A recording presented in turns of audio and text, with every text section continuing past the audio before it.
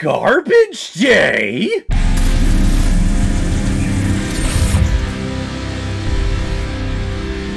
Silent Night, Deadly Night Part 2, released in 1987 and is directed by Lee Harry, who has also directed the film Street Soldiers. And this movie is starring Eric Freeman, James Newman, Elizabeth Caton, and Gene Miller. And the reason why we're talking about Silent Night, Deadly Night Part 2 today is because it was a PayPal recommendation and donation from the campiest of my supporters and contributors on this channel, Dr. Camp himself. You already recommended the first part, Silent Night, Deadly Night, so of course we have to continue on with this franchise, but oh how the tones have shifted from the first one that I felt had like a really solid heart and core to the movie. It was about this kid dealing with a very terrible traumatic event in his life and then dealing with that as an adult.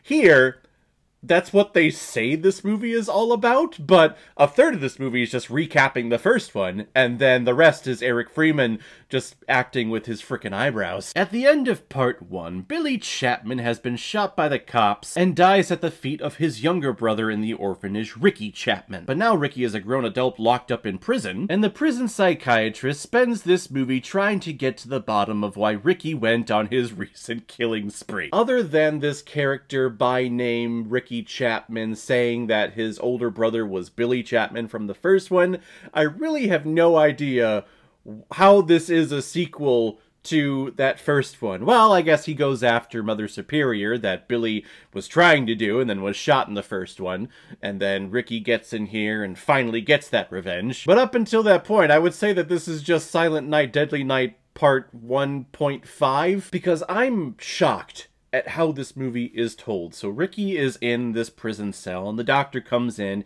he has the little tape recorder, and he's going through Ricky's past, trying to figure out what makes him tick, and why he does and has done the things that he has done. This movie is an hour and 28 minutes long. They spend the first 39 minutes recapping the first Silent Night, Deadly Night.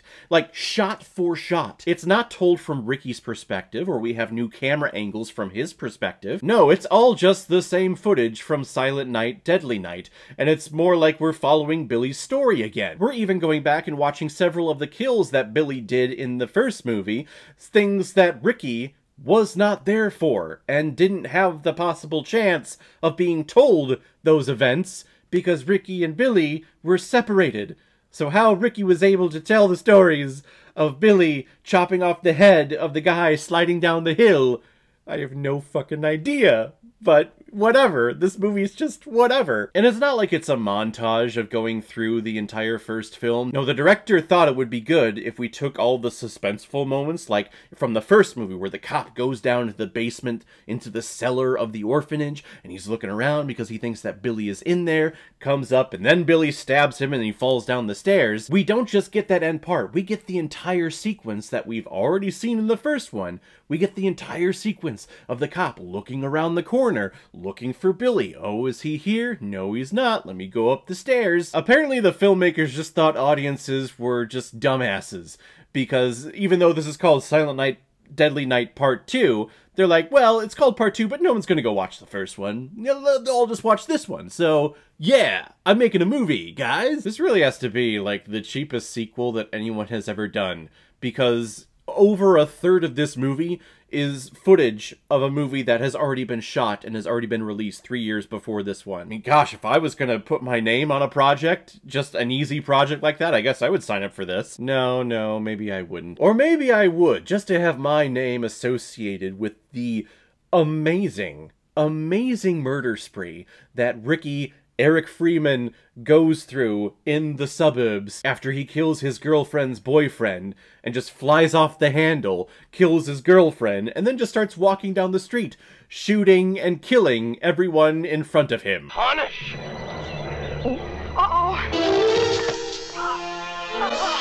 Real civilized about this. Okay.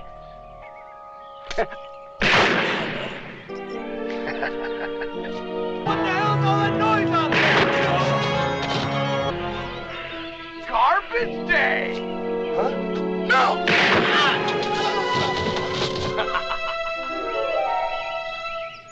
Excuse me, mister.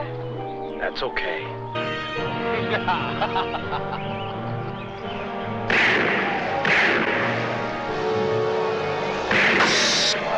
Bingo!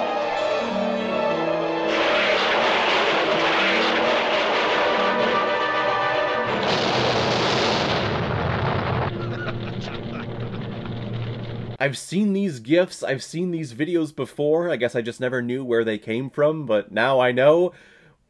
Wow. And Eric Freeman is just incredible in this movie. I don't know how he is able to move his eyebrows as much as he does, but in every single scene, I believe it's called eyebrow acting, but every single emotion he is trying to convey through the different eyebrow positions and movements that he has in the scene. And I love his lines delivery too. He's reminding me a lot of my younger brother who could never really have a good comeback to anything. His comeback, like if I insulted him, his comeback would be like, oh yeah? Well, you are! That's Ricky Chapman in this movie. Get ready! Here it comes! I also love how they couldn't afford the original actress who played Mother Superior in the first movie, so they just had a discount version of the character. It's just one of those movies that you have to sit back and think, how did this movie get made? Who made the decision to be like, okay, so we're just gonna recap the first movie here in the first third of this one.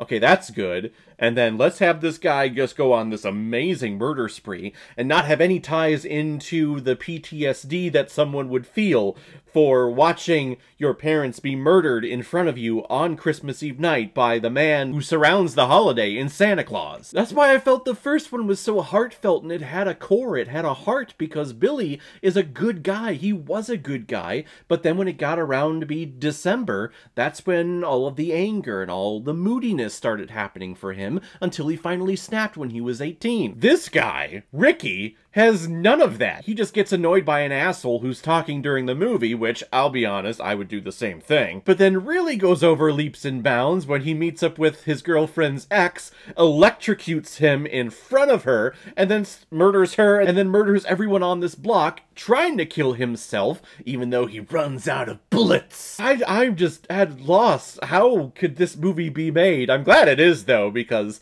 it's hilarious. It's hilarious in its terribleness, if that makes sense. Silent Night, Deadly Night Part 2. I definitely can't recommend this, but I would definitely recommend at least checking out the little murder spree that he does in the suburb, where he shoots up a car, shoots up a guy coming out to take his trash out. Someone just comes outside the front door like, hey, what's going on? Definitely check that out, but everything else here is just, I want my time back of my life. I'm gonna give Silent Night, Deadly Night Part 2 5 out of 5 mammograms. I got the results of the test back. I definitely have breast cancer. So guys, have you seen Silent Night, Deadly Night Part 2? What did you think about it? Or if you've never seen it before and you stumbled across it because of this video, then comment below, let me know what you thought about it. And as always, if you like what you see here, if you like my take on movies, then hit the subscribe button and make sure you hit that bell. See you the next time I'm releasing next movie review. So guys, I will see you next time on the channel, but in the meantime, be well, be good to each other, and go watch a movie. Take care, guys.